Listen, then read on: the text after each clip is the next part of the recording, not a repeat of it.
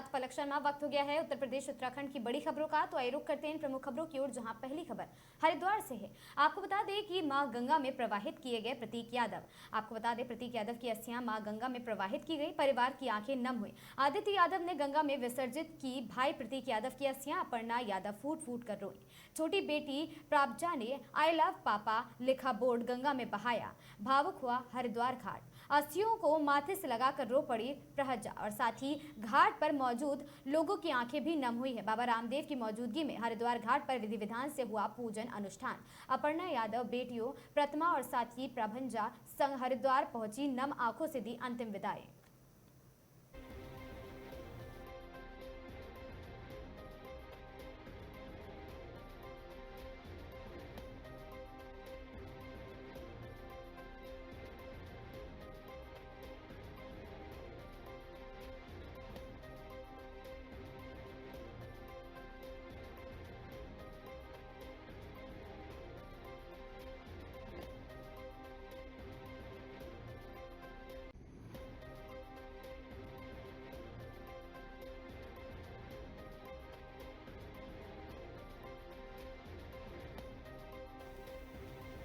नमस्कार, अगली खबर सिद्धार्थनगर से है, जहां पानी की टंकी पर चढ़ी महिला करीब 3 घंटे तक चली हाई वोल्टेज ड्रामा। आपको बता दें कि महिला अपनी मांगों को लेकर अंबेडकर पार्क स्थित पानी की टंकी पर चढ़ गई और साथ ही महिला का आरोप है कि 4 मार्च को उसके पति को राप्ती नदी के पास रास्ते के विवाद में साजिश के तहत जलाकर मार दिया गया था, जिनकी इलाज के दौरान मौत हो गई। और महिला ने आरोप लगाया है कि डुमरियागंज थाने में शिकायत लेकर पहुंचने पर पुलिस कर्मियों ने गाली देकर भगा दी और साथ ही उसकी सुनवाई नहीं की गई है। डुमरियागंज तहसील रवि यादव ने काफी समझाने बुझाने के बाद महिला टंकी से नीचे उतरी है। मौके पर इटवा और साथ ही डुमरियागंज पुलिस के साथ तहसीलदार भी मौके पर मौजूद रहे हैं। मामला इटवा थाना क्षेत्र के शाहपुर चौकी अंतर्गत अंबेडकर पार्क स्थित पानी की टंकी का है।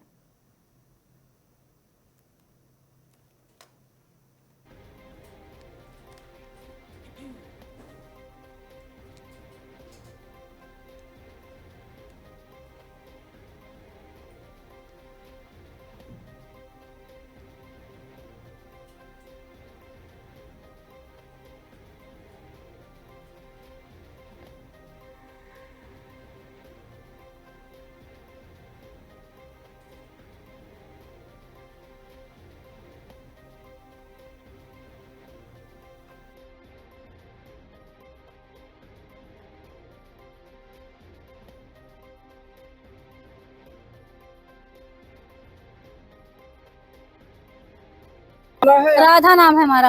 राधा, पानी की टंकी पे क्यों चढ़ गए? साहेब हमारे क्या नाम है, आज 1 हफ्ते से हम दौड़ रही हूँ, इटवा जा रही हूँ, चौकी जा रही हूँ, डुमरियागंज जा रही हूँ, सब लोग गाड़ी देके भगा दे रहे हैं।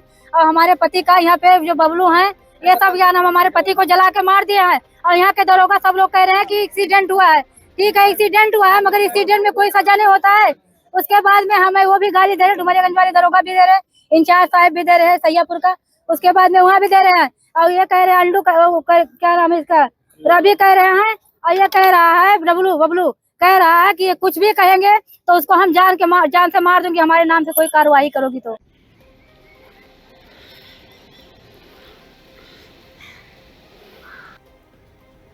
बिल्हौर में ईंधन बचत की मिसाल। डीएम जितेंद्र प्रताप सिंह के निर्देश पर 2 दर्जन अफसर बस से पहुंचे समाधान दिवस। सीएमओ बोले पेट्रोल डीजल बचाना समय की जरूरत, जनता ने कहा अफसर बनेंगे प्रेरणा।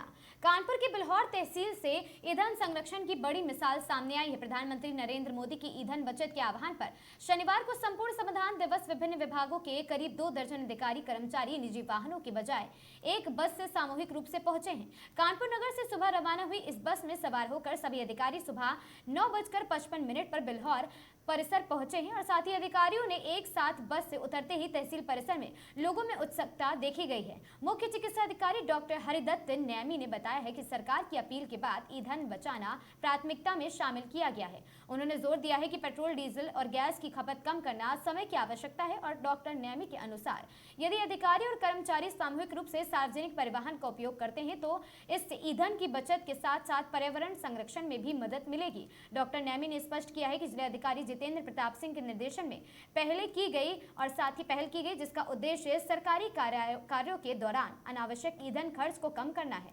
संपूर्ण समाधान दिवस में पहुंचने के बाद अधिकारियों ने सीधे राजस्व, पुलिस, विकास स्वास्थ्य, विद्युत आपूर्ति समेत अन्य विभागों से जुड़ी फरियादियों की समस्याएं सुनी और निस्तारण के निर्देश दिए। में सभी अधिकारी एक साथ बस से जाएंगे, जिससे ईंधन की खपत कम होगी और एक जो राष्ट्रीय आह्वान है ईंधन को बचाया जाए, उसके क्रम में हम लोग ये प्रयास कर रहे हैं। कौन कौन से अधिकारी इस समय जा रहे हैं? इसमें विकास भवन के सभी अधिकारी हैं और जो भी अधिकारी तहसील दिवस में प्रतिभाग करते हैं उसमें सभी अधिकारी इस बस से आज जाएंगे। तहसील दिवस है, आप लोग बस से जा रहे हैं, क्या कुछ प्लान रहा है? शासन की देखिए, अब माननीय प्रधानमंत्री, माननीय मुख्यमंत्री सभी का जो एक आह्वान है कि हम पब्लिक को एक संदेश दें कि कैसे हम कम से कम ईंधन खपत करें, कैसे मतलब ईंधन मतलब गैस भी, पेट्रोल भी और डीजल भी। तो इस आह्वान में आज ये सभी तहसील दिवस पर जितने भी अधिकारी हैं डीएम साहब के निर्देशन में आज सब हम जो है बस से एक कॉमन मतलब व्हीकल से जाएंगे और तहसील दिवस को वहाँ पर अटेंड करेंगे।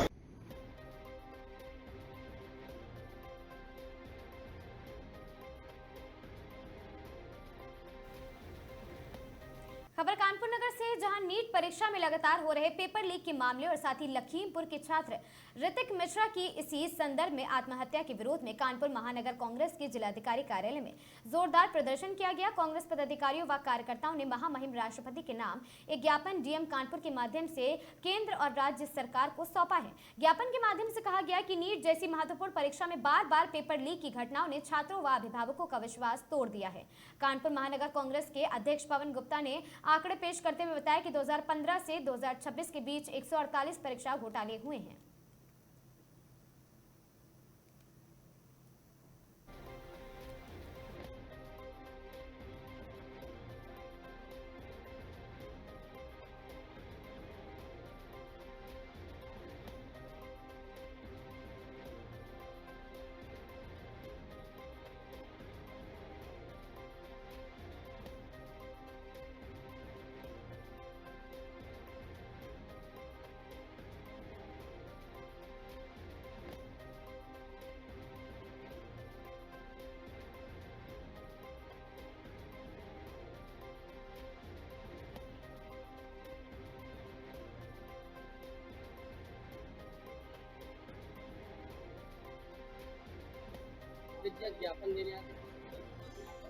नीट की परीक्षाएं अभी होनी थी और उसमें घपला हो गया, नकल के कारण उसको कैंसिल कर दिया गया और 23 लाख बच्चों का भविष्य फिर अधर में डाल दिया गया।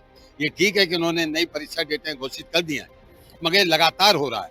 पिछले 12 वर्षों में अभी तक 87 परीक्षाएं कैंसिल हुई हैं, 148 परीक्षाओं में द्वारा की हुई है।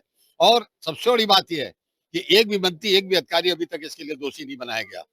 इस तरह का 9 करोड़ युवाओं के साथ खिलवाड़ किया गया है, मगर कोई कार्रवाई नहीं हो पा रही है। 17 केस सीबीआई को दिए गए, 17 केस में एक भी केस में कोई कार्रवाई नहीं हुई। ईडी को 19 केस दिए गए, उसमें भी किसी के खिलाफ कोई कार्रवाई नहीं हुई। इस तरह से देश के साथ, युवाओं के साथ मखौल हो रहा है। युवाओं को थोड़ा आत्मबल मिलना चाहिए, उनकी मेहनत का फल मिलना चाहिए, उनको उनका प्रतिफल मिलना चाहिए। इसके लिए हम लोग चाहते हैं, आज हमने मांग की है कि नीट की परीक्षा अपने समय से हो, कायदे से हो। कोई भी परीक्षा में हम नकल होने के जितने रास्ते हैं उसको बंद किया जाए। उसके लिए सुरक्षा और कवच जो है अपना सरकार का जो रोकने का, उसको बहुत मजबूत तंत्र बनाया जाए। लखीमपुर के जिस युवा छात्र मिश्रा लड़के ने, ऋतिक मिश्रा ने जो अपनी आत्महत्या की है, उसके परिवार को आर्थिक सहायता दी जाए और आगे भविष्य में युवाओं के साथ इस तरह का कोई भी ऐसा वो ना हो जिससे उनको आघात लगे, वो उससे प्रेरित होकर आत्महत्या करें। 2 बच्चों ने गोवा में भी आत्महत्या की है। तो इस तरह से युवाओं के साथ खिलवाड़ ना किया जाए, ये हमारी मांग है सरकार से कि इस सुरक्षा तंत्र को इतना मजबूत किया जाए कि कभी कोई इसमें दखलंदाजी और धोखाधड़ी करने वाली बात हो ही नहीं पाए। नगर पंचायत पाली की व्यवस्थाओं पर एक बार फिर सवाल खड़े हो रहे हैं। नगर क्षेत्र में लाखों रुपए की लागत से निर्मित सार्वजनिक शौचालय वर्षों बाद भी जनता को समर्पित नहीं किए गए हैं, जिससे क्षेत्रवासियों एवं बाजार आने वाले लोगों को भारी परेशानियों का सामना करना पड़ रहा है। जानकारी के अनुसार बस अड्डा चौराहा स्थित राजकीय इंटर कॉलेज के पास बना सार्वजनिक शौचालय वर्ष 2022 में नगर पंचायत द्वारा बनवाया गया था, जिसकी पाली पावर हाउस के पास स्थित शौचालय वर्ष 2021-22 में निर्मित कराया गया था। इसके अतिरिक्त काली मंदिर के पीछे भी सार्वजनिक शौचालय का निर्माण किया गया है। स्थानीय लोगों का कहना है कि पाली बाजार में भरखनी ब्लॉक सहित आसपास के तमाम गांवों के प्रतिदिन बड़ी संख्या में महिलाएं, पुरुष एवं छात्र छात्राएं आते हैं। क्षेत्रवासियों के अनुसार इस संबंध में कई बार जिलाधिकारी महोदय, मुख्यमंत्री कार्यालय एवं नगर पंचायत प्रशासन की शिकायतें भेजी जा चुकी हैं, लेकिन आज तक कोई ठोस कार्रवाई नहीं हुई है। स्थानीय नागरिकों ने सवाल उठाया है कि जब किसी शौचालय को बने 4 से 5 वर्ष बीत चुके हैं तो अब तक हैंडओवर न होना गंभीर लापरवाही दर्शाता है।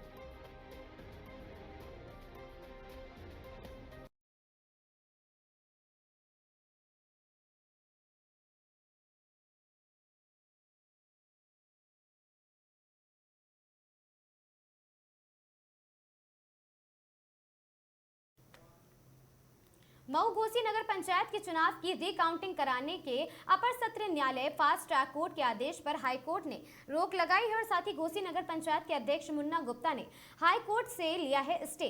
8 मई को अपर सत्र न्यायालय फास्ट ट्रैक कोर्ट ने आगामी 17 मई को घोसी नगर पंचायत के हुए चुनाव की रिकाउंटिंग का दिया था आदेश। हाई कोर्ट से मिले स्टे के बाद घोसी नगर पंचायत के अध्यक्ष मुन्ना गुप्ता ने ली है राहत की सांस। रिकाउंटिंग को लेकर घोसी नगर पंचायत के अध्यक्ष मुन्ना गुप्ता की राजनीतिक लटकी अभी अधर में और साथ ही हाई कोर्ट 10 जुलाई को घोसी नगर पंचायत की रिकाउंटिंग की करेगा सुनवाई।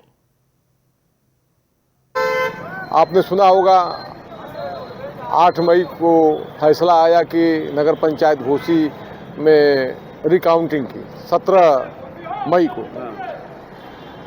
तो हमारे यहाँ दूसरे नंबर पर वसीम इकबाल और चुनू भाई जो दूसरे नंबर पर हारे हुए प्रत्याशी थे, उन्होंने आरोप लगाया कोर्ट में कि जो गिनती हुई है इसमें धांधली हुई है। धांधली का मतलब यह है कि उनका कहने का मतलब ये था कि जो अवैध वोट था उसको वैध करार करके और जीते हुए प्रत्याशी मुन्ना गुप्ता के वोटों में जोड़ करके और इनको जिता दिया गया। एक दूसरा आरोप लगाए जो सरासर झूठा था, न उसका कोई प्रमाण है न कुछ है। वो लगाए थे आरोप कि माननीय मंत्री जी A.K. शर्मा जी के उपस्थिति में जो निर्वाचन अधिकारी के ऊपर दबाव बना करके और यह काम फर्जी तरीके से इनको जिताया गया। तो वो झूठा आरोप है। उनके पास जो भी कोर्ट में रिकॉर्ड दाखिल है कोई भी प्रमाणित रिकॉर्ड नहीं था, सब फर्जी तरीके से एक इकट्ठा एक कुचरित जिसे एक आरोप लगाने के लिए उसका एक सारे रिकॉर्ड तैयार करके उन्होंने दाखिल किया था, जिसका आपने सुना ही होगा कि 8 तारीख को फैसला आया कि 17 तारीख को रिकाउंटिंग है। तो चूंकि यह सारा जो आरोप लगा था ये फर्जी था, लेकिन कोर्ट का आदेश का सम्मान करते हुए, भाई मेरे लिए भी तो कोर्ट बना है, तो जब फर्जी तरीके से कोर्ट आदमी जा सकता है तो फिर सही वाला क्यों बैठेगा। तो मैं तुरंत जो है हाई कोर्ट गया और मैं हाई कोर्ट को धन्यवाद देना चाहता हूं। मैं उनका आभार व्यक्त करता हूं कि वह मेरी फाइल को स्वीकृत करते हुए और 17 तारीख को जो रिकाउंटिंग है उस पर रोक लगा दिया 10 जुलाई तक। और 10 जुलाई के बाद फिर होगा, अब उसमें वो अपना प्रमाण दिखाएं कि आखिर में क्यों ऐसा फर्जी आरोप लगा करके जो ये रिकाउंटिंग का आदेश कराएं, उसे कोई मतलब तो है नहीं। आरोप लगाना अलग बात है, क्या उन्होंने कोई एविडेंस दिखाया है कि ये एविडेंस है जिसके तहत ये? कोई एविडेंस नहीं था। मेरे जो फाइल में सारे प्रमाणित कागज लगे हुए हैं, उनके फाइल में एक भी प्रमाणित कागज नहीं है कि जिससे साबित कर सकें कि मतलब कि हम ये आरोप गलत सही है। तो ये सरासर आरोप गलत लगा करके खैर मैं कोर्ट का सम्मान करता हूं और उसके लिए उसके आगे मैं क्या कहूँ, मैं मेरे लिए कोर्ट है, मैं कोर्ट का शरण लिया। प्रशासन ने भी पूरी तैयारी कर ली थी और भाई देखिए कम समय था ना, अब 17 तारीख को था, समय इतना कम था कि 8 तारीख को मुझको जो आदेश हुआ और 8 तारीख को 9-10 को बंद था। अब 4 दिन का समय था, तो 4 दिन के अंदर जो है मेरे लिए बहुत ही कठिन ये काम था कि इतने कम समय में, अब आप सोच लीजिए कि मैं किस तरह से हाई कोर्ट जा कर के और 2 दिन के अंदर मैं स्टे लेकर के आया हूँ और कोर्ट का आदेश रोक लग गया उस पर। अगर रिकाउंटिंग होती थी तो क्या दिक्कत? देखिए मुझको पूरा भरोसा है कि कहीं से एक पैसे की भी, जैसे एक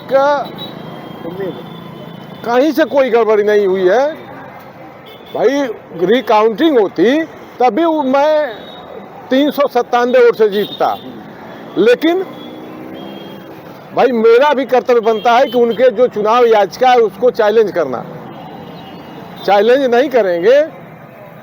पुलिस अधीक्षक अमरोहा श्री लखन सिंह यादव द्वारा अपराध एवं अपराधियों के विरुद्ध चलाए जा रहे अभियान के क्रम में अपर पुलिस अधीक्षक अमरोहा श्री अखिलेश भदौरिया के मार्गदर्शन एवं क्षेत्राधिकारी धनौरा श्री अंजलि कटारिया के निकट पर्यवेक्षण व प्रभारी निरीक्षक मनोज कुमार के नेतृत्व में थाना गजरौला पुलिस द्वारा एक नफर वांछित अभियुक्त मोहम्मद अल्तमश पुत्र शौकीन निवासी ग्राम कुआखेड़ा थाना बछरायू जनपद अमरोहा हाल निवासी मोहम्मद सुल्तान नगर पठानपुरा थाना गजरौला जनपद अमरोहा संबंधित मुकदमा अपराध संख्या 232/26 धारा 352/351 140(4) 115(2) BNS व 5M/6 पॉक्सको एक्ट को गिरफ्तार किया गया।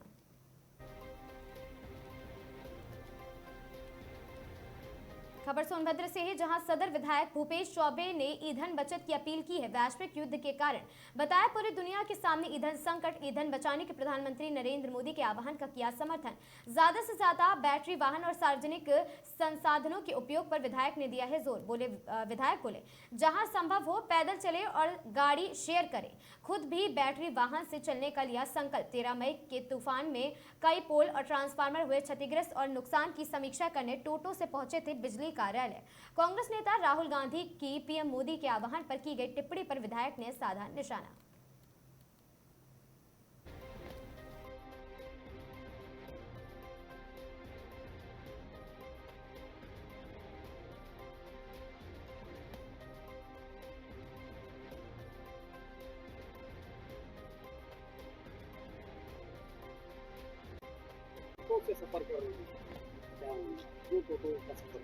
देखिए, दुनिया के सामने भी एक संकट है, जो उधर युद्ध चल रहा है, उसके नाते ईंधन की समस्या भी आएगी, आ भी रही है।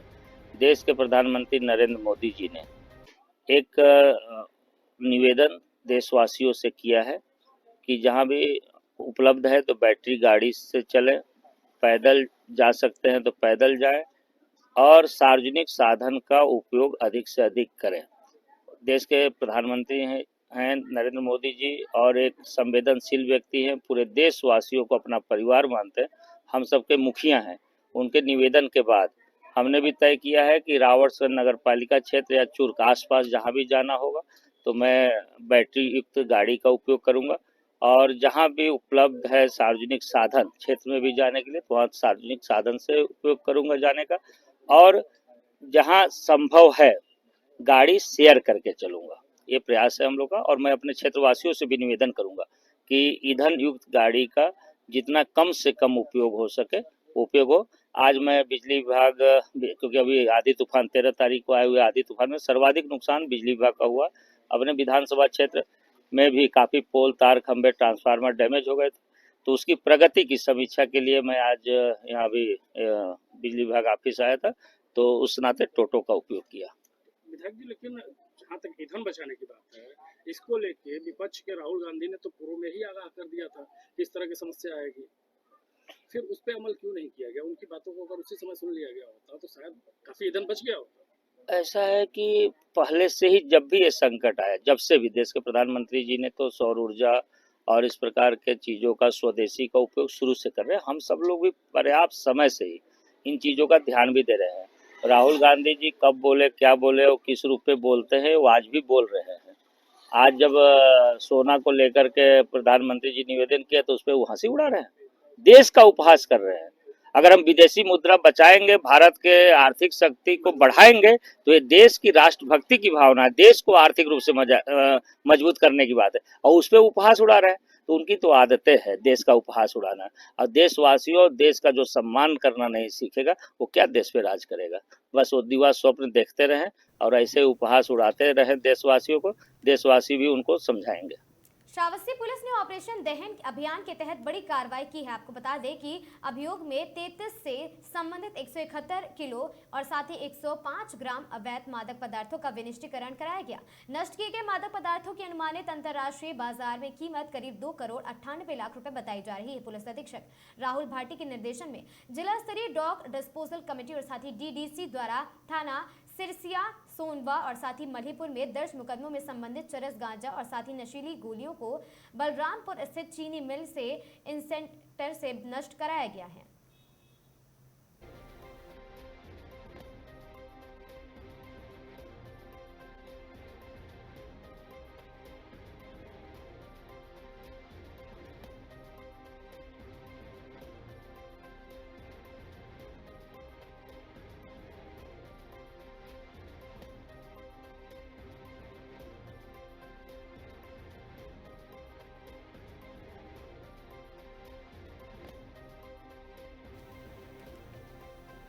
श्रावस्ती में राष्ट्रीय डेंगू दिवस के अवसर पर मुख्य चिकित्सा अधिकारी कार्यालय में अधिकारियों एवं कर्मचारियों को डेंगू से बचाव और जागरूकता की शपथ दिलाई गई है।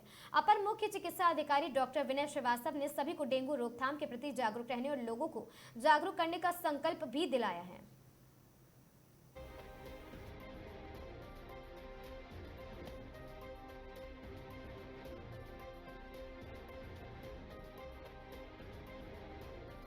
पानी जमा नहीं देंगे।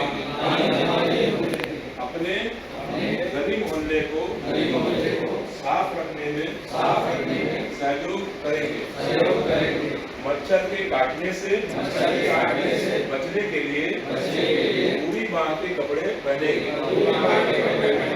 हर रविवार घर या घर के आसपास मच्छर के प्रजनन स्रोतों को नष्ट करेंगे। रामनगर में नगर पालिका प्रशासन ने अतिक्रमण के खिलाफ अभियान चलाते हुए शहर के विभिन्न इलाकों में अवैध निर्माण पर बुलडोजर चला दिया। इस दौरान दुकानों के आगे बनाए गए अवैध पटों और साथ ही बढ़ाए गए निर्माण को ध्वस्त किया गया। नगर पालिका की इस कार्रवाई से दुकानदारों में हड़कंप मच गया। प्रशासन ने साफ चेतावनी दी है, दोबारा अतिक्रमण करने वालों के खिलाफ सख्त कानूनी कार्रवाई की जाएगी।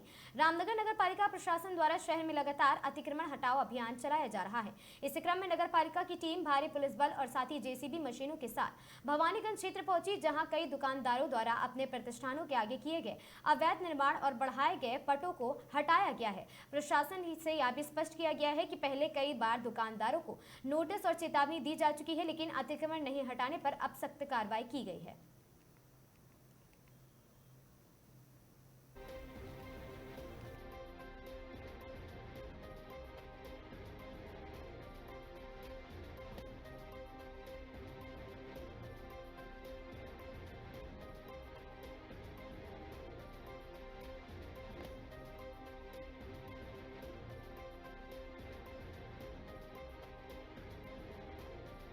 प्रशासन के द्वारा हमें प्राप्त निर्देशों के अनुसार ये कार्रवाई की जा रही है। इसमें आज हम लोग जो है वो भवानीगंज जो हमारे काशीपुर रोड है, इसमें मुख्यतः तौर पे जो हमारे नालों को काटकर जो अतिक्रमण किया गया उसमें हम लोग मुख्यतः तौर पे कार्रवाई की गई है। अभी पिछले हफ्ते DM महोदय की अध्यक्षता में आपदा के संबंध में भी एक बैठक हुई थी, जिसमें हमें निर्देश प्राप्त हुए थे कि अपने नालों के ऊपर सभी प्रकार के अतिक्रमण को हटाया जाए। तो उन्हीं आदेशों के क्रम में आज हम लोग के द्वारा कार्रवाई की जा रही है और इसमें हम लोग लगातार कार्रवाई करते रहेंगे और सभी क्षेत्रों में शहर के सरोवर नगरी व उसके आसपास समेत पूरे हिंदुस्तान में सुहागिन महिलाओं ने समेत वट वृक्ष की पूजा अर्चना कर सावित्री वट व्रत अपने लेकर और साथ ही अपने पति की दीर्घायु व पूरे परिवार जनों के स्वास्थ्य रहने की कामना के लिए निर्जला व्रत किया है। सुबह से ही सुहागिन महिलाओं ने के जमावड़े मंदिर एवं घर के आसपास आचार्य एवं पंडित को बुलाकर विधि विधान के साथ पूजा अर्चना की गई।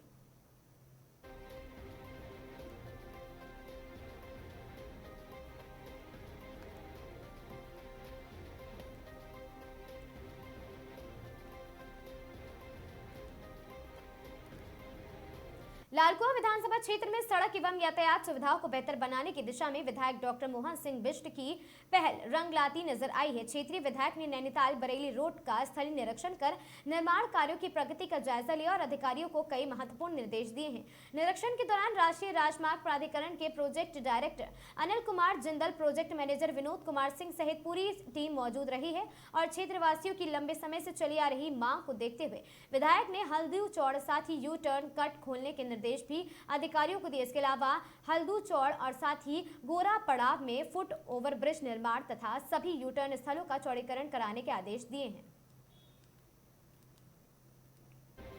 हम लोगों ने क्योंकि समय समय पर हम लोग जन समस्याओं को लेकर लोगों की जो दिक्कतें हैं हाईवे में चलने के दौरान, चाहे वो कट की दिक्कत हो, चाहे वो विपरीत दिशा से आ रही गाड़ियों के कारण जाम की समस्या हो, और चाहे अन्य जो कहना चाहिए कि हमारे जो रोज से निकलने वाले लोग, हमारे स्थानीय लोग, हमारे पर्यटक है, हमारे बाहर से आने वाले लोगों को कोई दिक्कत ना हो, इसलिए समय समय पर हम लोग उसमें निरीक्षण करके जो आवश्यक सुझाव है और आवश्यक जो सुविधाएं हम लोगों ने लोगों को देनी है उसके लिए हम लोग करते हैं। इसी क्रम में कल भी हम लोगों ने, क्योंकि लंबे समय से जो कटों को लेकर, हल्दी चौड़ में कट को लेकर, बेड़गांव में कट को लेकर लोगों को काफी उसकी आवश्यकता थी और पूर्व में कट खुला भी था, लेकिन कुछ लोगों के विरोध के कारण उसको बंद करना पड़ा। लेकिन अब उसको फिर से एक व्यवस्थित तरीके से उस कट को हम लोग हल्दौड़ में खोलने का प्रयास कर रहे हैं। इसी प्रकार जो हमारे जहाँ पर लाइटें नहीं है, सड़कों में लाइटों को लगाने का प्रयास कर रहे हैं। तीन पानी गोरगांव में जाम की स्थिति रही, उसके लिए कल हम लोगों ने उसका समाधान ढूंढा है। तो इसके लिए निरीक्षण किया और हाईवे के जो यहाँ के प्रोजेक्ट डायरेक्टर हैं उनसे लेकर सभी संबंधित अधिकारी उसमें मौजूद थे और शीघ्र ही क्योंकि सर्विस रोड का निर्माण कार्य प्रारंभ हो गया है।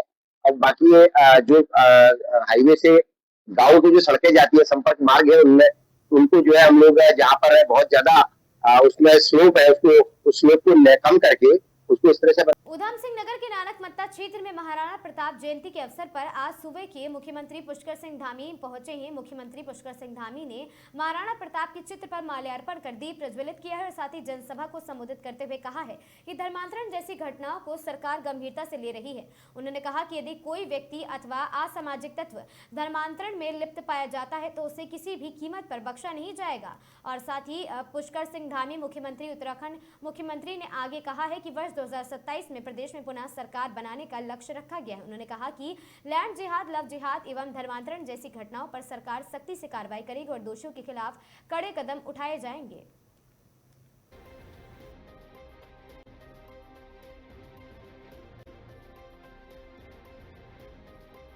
शपथ ग्रहण समारोह में उनको अनिवार्य रूप से जाना था, इसलिए 9 मई को नहीं आ पाए, 16 मई को आए हैं। और हम सब जनता की बड़े सौभाग्य की बात है कि महाराणा प्रताप की जयंती पर उन्होंने जो जनजाति समाज के लिए कहा है और विशेष रूप से धर्मांतरण के लिए कहा कि जो जनजाति धार्मिक समाज की जो भोली भाली जनता है उसको किसी प्रकार से अगर किसी ने धर्मांतरण किया तो बख्शा नहीं जाएगा। ये हम सब लोगों के बड़ी सौभाग्य की बात है और हम इनका बहुत बहुत धन्यवाद करते हैं, बहुत बहुत आभार प्रकट करते हैं।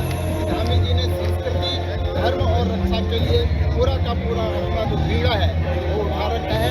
देवभूमि को किसी प्रकार से पूर्ण भारतवर्ष में ये कार्यक्रम मनाया जाता है, क्योंकि माननीय मुख्यमंत्री को उस दिन कार्यक्रम में पश्चिम बंगाल जाना पड़ा, जिस कारण आज माननीय मुख्यमंत्री जी महाराणा प्रताप जी के वंशजों के बीच में आज उपस्थित रहे और उनके द्वारा निरंतर जिस तरीके से उत्तराखंड सरकार द्वारा जो योजनाएं थारू जनजाति परिवारों के लिए चलाई जा रही हैं उसके विषय में विस्तार से बताया। उन्होंने बताया कि यहाँ पर किस तरीके से पूरे उधम सिंह नगर जनपद में बाजपुर हो, चाहे हमारा खटीमा का जनजाति बाहुल्य हो, चाहे नानक मत्ता का क्षेत्र हो, वहाँ पर जनजाति के बच्चों के शिक्षा के क्षेत्र में नए छात्रावास आश्रम पद्धति विद्यालय के रूप में ITI के रूप में स्थापित की जा रही हैं। और नानक मत्ता क्षेत्र में थारू जनजाति के लिए थारू डाला विकास भवन का भी कार्य जो है अंतिम श्रेय में है। शिक्षा के क्षेत्र में जिस तरीके से उनके बालक बालिकाओं को पढ़ाने के लिए, उनकी शादी के लिए 50,000 रुपये की सहायता जो जनजाति के लिए चलाई जा रही है उसके विषय में और अन्य विस्तार से अन्य योजनाओं का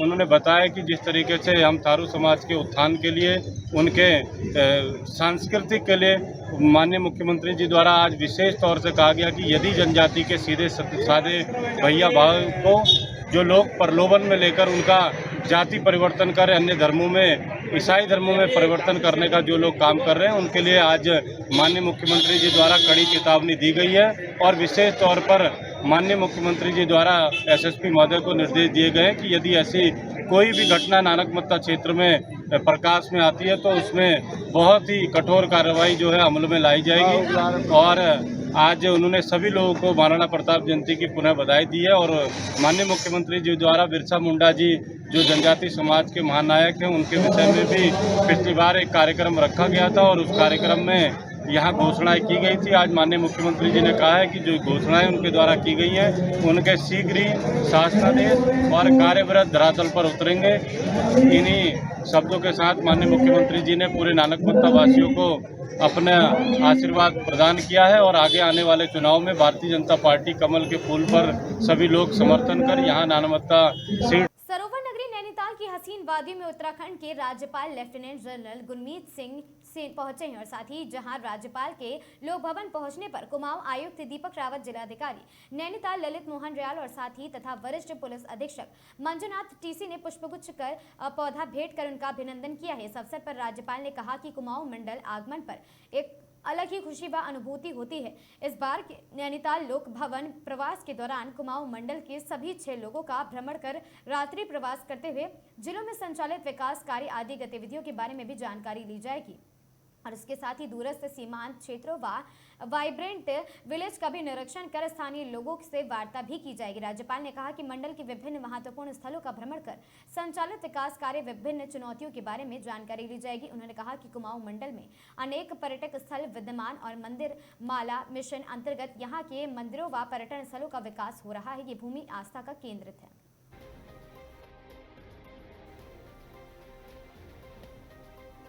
उधम सिंह नगर के नानकमत्ता तहसील में 11 दिन से धरने पर बैठे विजेंद्र सिंह मोमी का उनका कहना है कि पटवारी और तहसीलदार द्वारा उन्हें फर्जी अतिक्रमण के नाम से फंसाया गया है, जबकि उन्होंने किसी भी सरकारी जमीन पर अवैध कब्जा नहीं किया है। धरने पर बैठे विजेंद्र सिंह मोमी ने बताया है कि जिस समय उन्होंने अपना पर्चा भरा था उसी दौरान सरकारी कर्मचारियों द्वारा उन पर अवैध अतिक्रमण का आरोप लगाकर उनका पर्चा खारिज कर दिया गया था। उनका कहना है कि इस मामले में उन्हें आज तक न्याय नहीं मिला है और उन्होंने कहा है कि इससे पहले ही वह कई बार प्रशासनिक अधिकारियों से शिकायत कर चुके हैं और धरना प्रदर्शन भी कर चुके हैं, लेकिन अब तक कोई ठोस कार्रवाई नहीं हुई है। आज उन्होंने किच्छा तहसीलदार के माध्यम से मुख्यमंत्री पुष्कर सिंह धामी को एक ज्ञापन भेजकर न्याय की मांग की है। सारा कुछ इन्होंने फर्जी तैयार रातों रात करा और उसी आधार पर हमारा ग्राम प्रधान का नामांकन निरस्त हुआ था। तो उसके बाद जब हमने सर्वे के लिए इन पर दबाव बनाया तो इन्होंने 6 महीने 7 महीने तक तो सर्वे ही नहीं करा। उसके बाद ये 13 फरवरी को जब सर्वे करने गए तो उसमें बिल्कुल स्पष्ट हो गया कि वहाँ हमारा कोई अतिक्रमण नहीं है, वो वन विभाग के कब्जे में ही उन्हीं की सीमा के अंदर है। तो उसके बाद इन्होंने फिर 1-1.5 महीने तक हमें रिपोर्ट नहीं जब हमारा नामांकन 672/1 में खारिज हुआ, सारे आपने नोटिस फर्जी सब कार्रवाई आपने 672/1 की करी।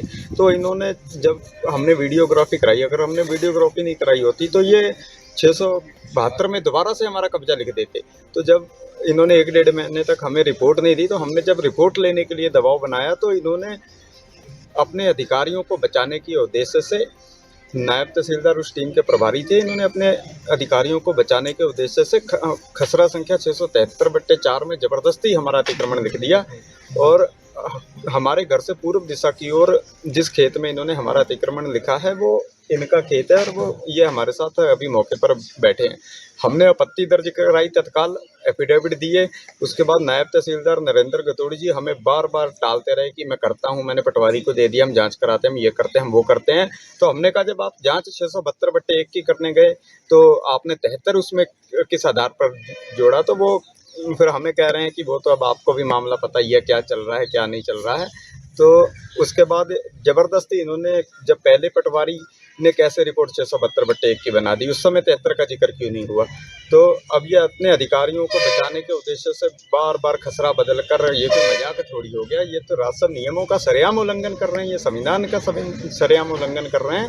तो यही मसला था, इसलिए जब इन्होंने बार बार झूठा अतिक्रमण, फर्जी अतिक्रमण दिखा रहे थे तो हम परेशान होकर अब अनिश्चितकालीन धरने पर यहाँ बैठे हैं। वजिंदर मोमी। तो आज माननीय मुख्यमंत्री जी नानकमत्ता में आए थे तो हमने उनको ज्ञापन देना था। तो आज इन्होंने सुबह से यहाँ भारी पुलिस बल तैनात कर दिया, बैरिकेडिंग कर दी।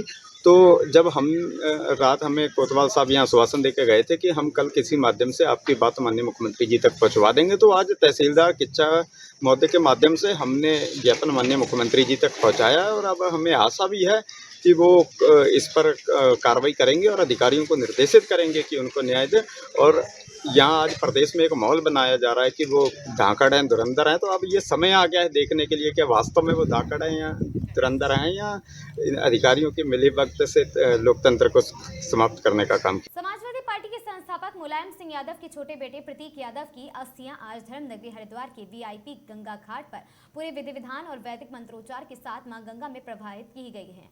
अस्थि विसर्जन के लिए परिवार हरिद्वार पहुंचा, जहां भावुक माहौल के बीच अंतिम धार्मिक रस्में निभाई गई हैं। इस दौरान पत्नी अपर्णा यादव, बेटी रत्ना और साथी प्राप्ता शिवपाल यादव के सांसद बेटे आदित्य यादव और अपर्णा यादव के पिता आपको बता दें कि अरविंद बिष्ट अपर्णा यादव के पिता भी वहां पर पहुंचे थे और भाई अमन समेत परिवार के करीबी सदस्य वहां पर मौजूद रहे हैं।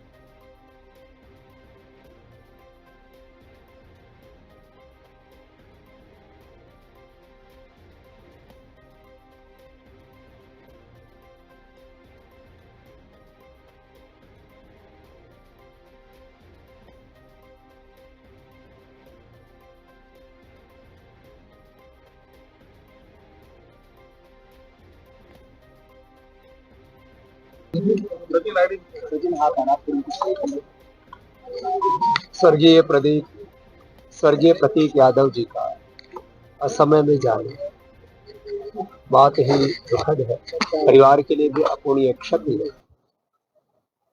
प्रतीक यादव जी की गौ माता की सेवा में, सनातन धर्म में और अपने हिंदुत्व के जो शाश्वत सिद्धांत उनमें अटूट निष्ठा थी, बहुत ही हम्बल स्वभाव के, सदा हंसमुख और सदा ही रचनात्मक जीवन जीने वाले व्यक्तित्व रहे। फिजिकली भी बहुत फिट रहे। मैं तो उनके साथ जो गौशाला वो चलाते थे वहां पर भी गया। जब श्रद्धेय मुलायम सिंह यादव जी मुख्यमंत्री थे तब भी छोटे बालक थे, हमारे साथ खेले। जब बड़े हुए तब भी मैंने उनको देखा। उनका जीवन बहुत ही प्रामाणिक आदर्श रहा। आज उनके अस्थि प्रवाह के निमित्त यहाँ पर अपर्णा यादव जी और पूरे मुलायम सिंह परिवार के काफी सदस्य यहाँ पर उपस्थित थे बच्चों के साथ, और उनको अंतिम विदाई यहाँ से दी। उनकी दिवंगत आत्मा को भगवान मोक्ष प्रदान करे, अपनी शरणागति दे और परिवार को इस अपूर्णीय क्षति को सहने का भगवान साहस दे, क्योंकि किसी को विश्वास नहीं था कि इतनी कम उम्र में प्रतीक यादव जी इस संसार छोड़ के चले जाए। आज उनकी अंतिम विदाई पर हमको भी अंतर्मन से बहुत पीड़ा है, और मैं तो सबसे युवाओं से भी आह्वान करूंगा, जिम के साथ योग भी करें। संघर्ष, चुनौतियां, जीवन में उतार चढ़ाव सब आते जाते रहते हैं। हर परिस्थिति में अपने आप को सम रखें, यही जीवन का एक सूत्र है। आंधियां, संघर्ष, तूफान, ये पथ का विधान है, और इन सब के बीच में समत्वम योग उच्यते योगः कर्मसु कौशलम। हम अपने स्वधर्म में, अपने आत्म धर्म बने रहे, यही सबसे आह्वान है। सभी परिवार के लोग थे और सब लोग साथ में अस्थि प्रवाह करने आए थे। तो ईश्वर से यही कामना है कि बस भाई प्रतीक जी की देखिए बड़ी क्षति है, वो आपने देखा। अब इससे ज्यादा हम लोग कुछ कहने की स्थिति में नहीं। कौन आए हैं परिवार से? सभी हम ही लोग, दोनों बच्चे, अपर्णा, तेज प्रताप जी, हम और उनके प्रतीक के मामा के बच्चे और सभी लोग। इन इन खबरों में आज के लिए बस इतना ही। ऐसी खबरों से लगातार जुड़े रहने के लिए बने रहें हमारे साथ और देखते रहें आगाज टाइम।